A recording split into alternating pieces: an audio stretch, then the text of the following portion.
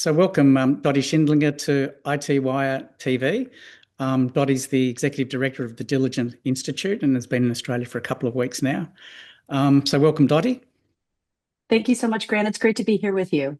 You too. I think firstly we just need to understand the Diligent Institute. What's the elevator speech there? Certainly. So Diligent Institute is part of Diligent Corporation, which some of your viewers may be familiar with. It's board software, board management software. But Diligent Institute is really the corporate governance research arm and think tank for the company. So we do quite a bit of research throughout the year on what's happening in corporate boardrooms. And then we share that information through a number of different publications, through a podcast that we produce called the Corporate Director Podcast, and through appearances at various conferences and meetings, which actually is the reason that I'm in Australia these last couple of weeks. So the 2 weeks that you've been here, what's your impression of Australian boardrooms then? So it's interesting, right? I think Australian boardrooms are in sort of an inflection point, and that's true not just of Australian boardrooms, but of boardrooms around the world. There are so many pressures happening for directors right now, coming from technological disruption. I'm thinking, specifically about cyber risk and AI. And then, of course, geopolitical disruption. There's quite a lot happening on the trade space, what's happening, across the world. There's a lot going on. So it's a very interesting time to be on a corporate board. Board members, their job has not been getting any easier for a long time. That job has been getting more and more challenging and more demanding. And it just doesn't look like it's going to let up anytime soon. And so, as I've been talking to directors here in Australia, I'm hearing a very common refrain, and that is, we're just spending more time on this work. We're spending more time having conversations in boardrooms, and the work itself is becoming more challenging. What sort of challenges? I know you mentioned cybersecurity. I gather AI has now sort of changed a lot of how boardrooms operate, and I'd be interested in your view on whether, because the boardrooms do make a lot of decisions about the spend with AI and things like that. So I'd be interested to understand your take on AI and what either what boardrooms should be doing, or what are the problems they're facing. Well, there's sort of two ways to think about that topic, right? There's AI in governance, which would be the use of AI by boards and by corporate secretary teams and others to actually manage the work of the board. And then there's the governance of AI. And the board has to really be concerned with both. And when it comes to that latter point, the governance of AI, what we're seeing is a lot of the companies in Australia are sort of at what I would think of as an early stage of thinking about AI strategy. So they're thinking about how can we adopt this technology in ways that will build efficiency and productivity and lead to growth. But they're maybe not yet at the point where they're thinking about how AI can completely reinvent what their company does or their business model or how they deliver products and services. And in that regard, there may be a little bit behind some of the companies in the US where that is becoming much more the norm. The US started the same way about 18 months ago, thinking, how do we build efficiency and productivity? But now we're seeing quite a lot of interest from companies in every sector about using AI as a launching pad to growth, primarily by M&A, through M&A activity of AI companies, which is quite interesting. But what we're hearing from directors really around the world is that they feel that they don't have a good line of sight on how the AI strategy is playing out. So they understand what the strategy is. They voted on it. They talked about it at length. But now that that strategy has been enacted, they don't feel that they have a good understanding of the ROI. What are we getting for this? We've made these big bets. We've made these, big decisions. What's happening?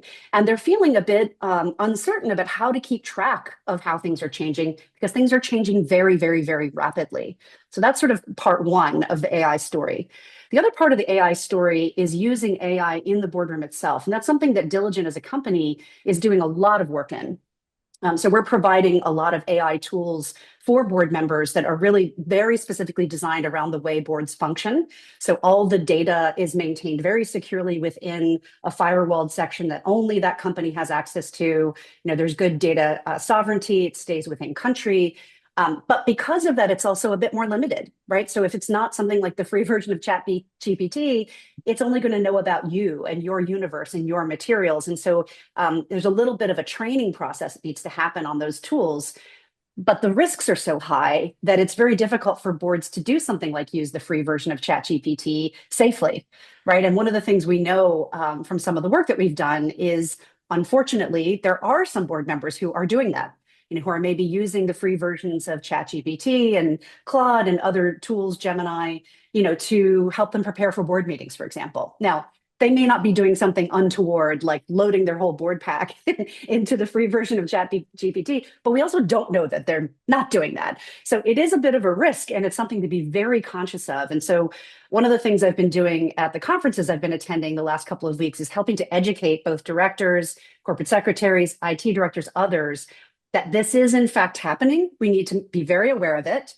We need to make sure that we're providing our boards and legal teams with the right tools, that we're enacting policies that protect how those tools are used, and then we're training and educating everyone on both how to use the tools safely and what the policies are. Very, very important.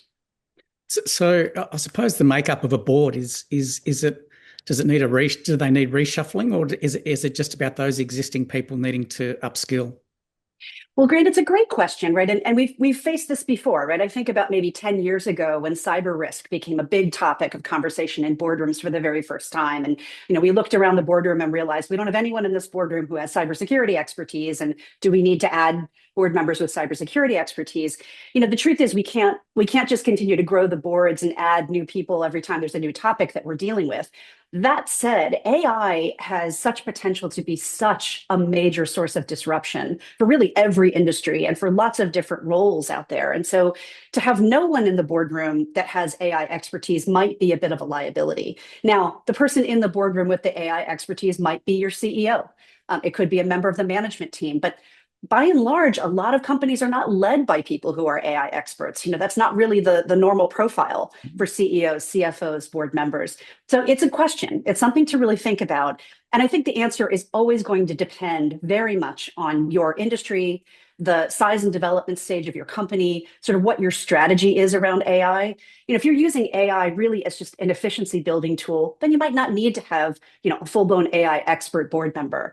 But if you're trying to upend your business model and become an AI first company, to not have someone with that expertise at the leadership level is going to be a sticking point. It's going to be a liability. So it really depends on what the company is doing. That said, I think every board member, just like we saw when cybersecurity became an issue that the board had to oversee, every board member needs to increase their level of fluency in AI tech. They need to be just at least competent in what does the technology do, what are the key risks and opportunities, and what are the things that they need to oversee, what are the things that they need to govern, and how to do that work well. Every board member needs that education, regardless of what their background is.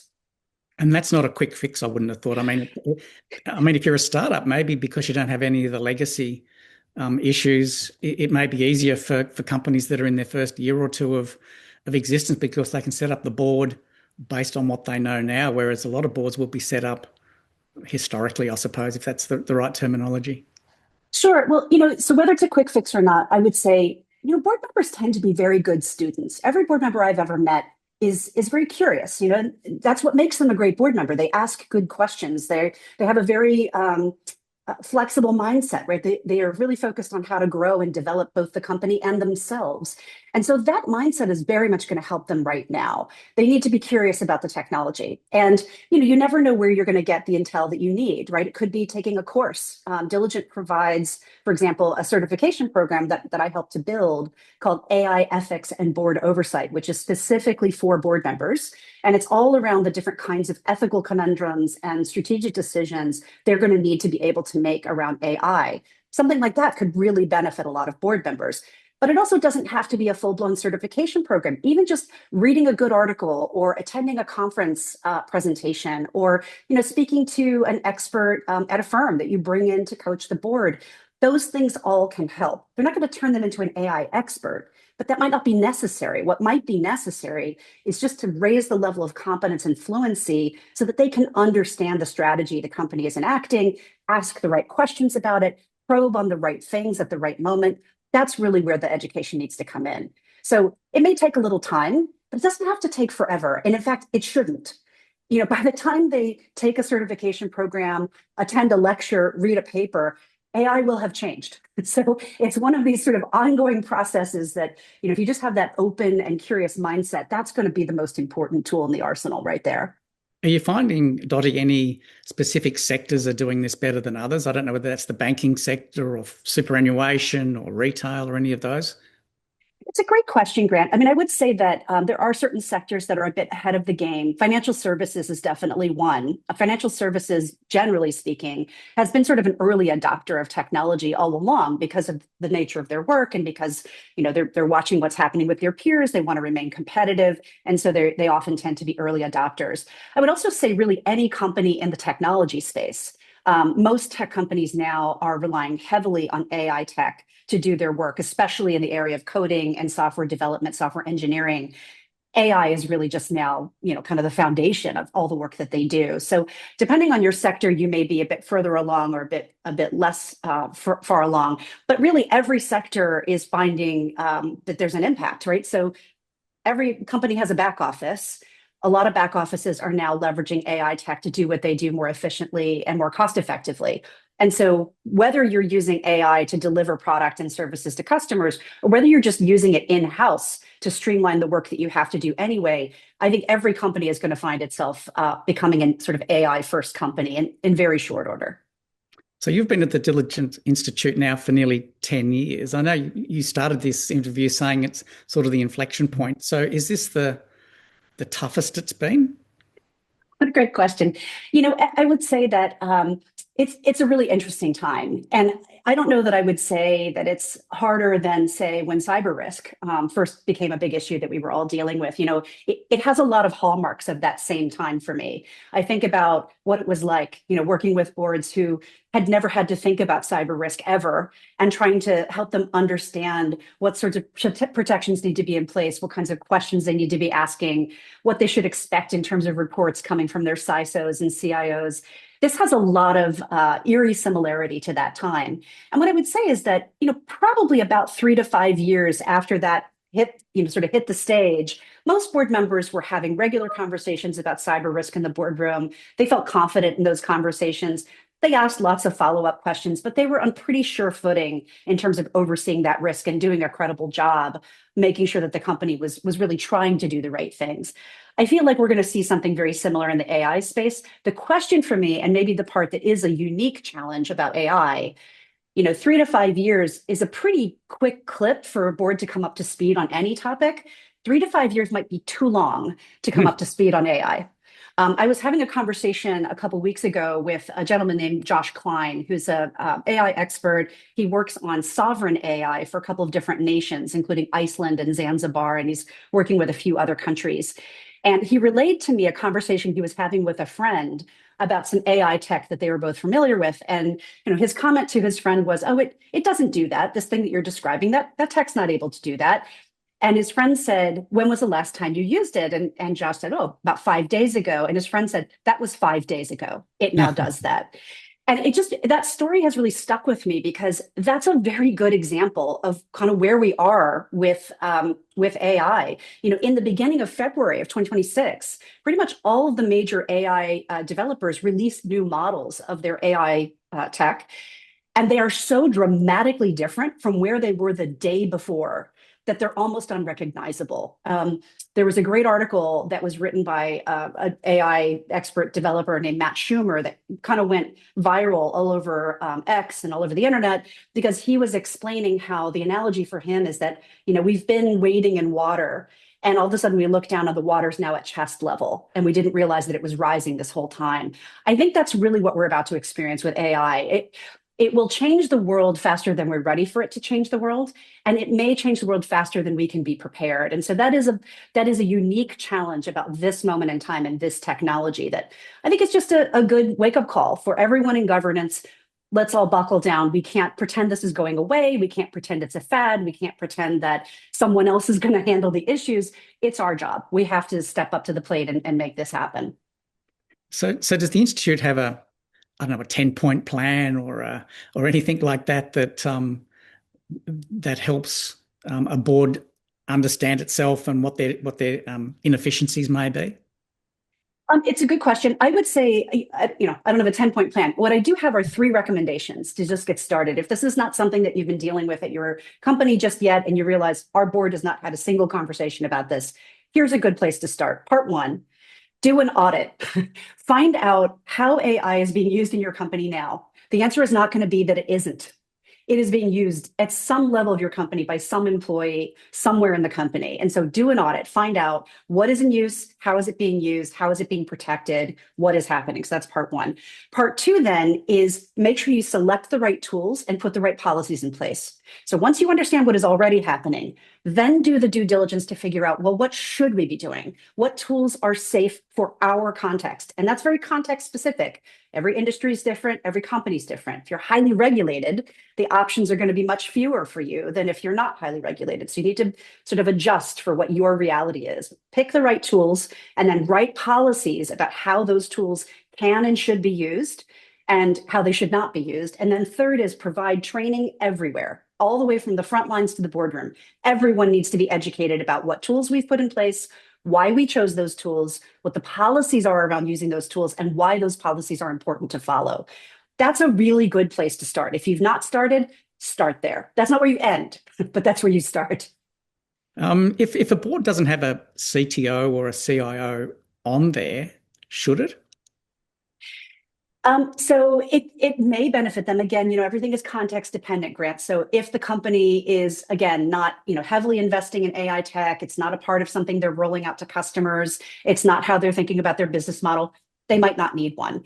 I'm a big fan of having CIOs on boards. One of the things I will say, in fact, someone that I met while I was here in Melbourne, an old friend of mine, Dr. Peter Wheel, who's a professor at MIT, happens to live in Melbourne.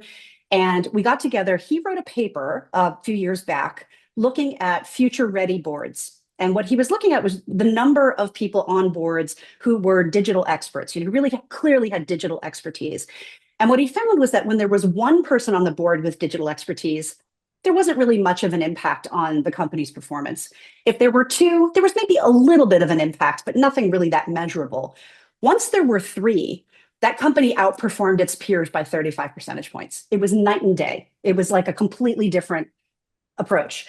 And so what I take from that research is when you have someone on the board who understands this world kind of in their bones, they're going to look at information differently.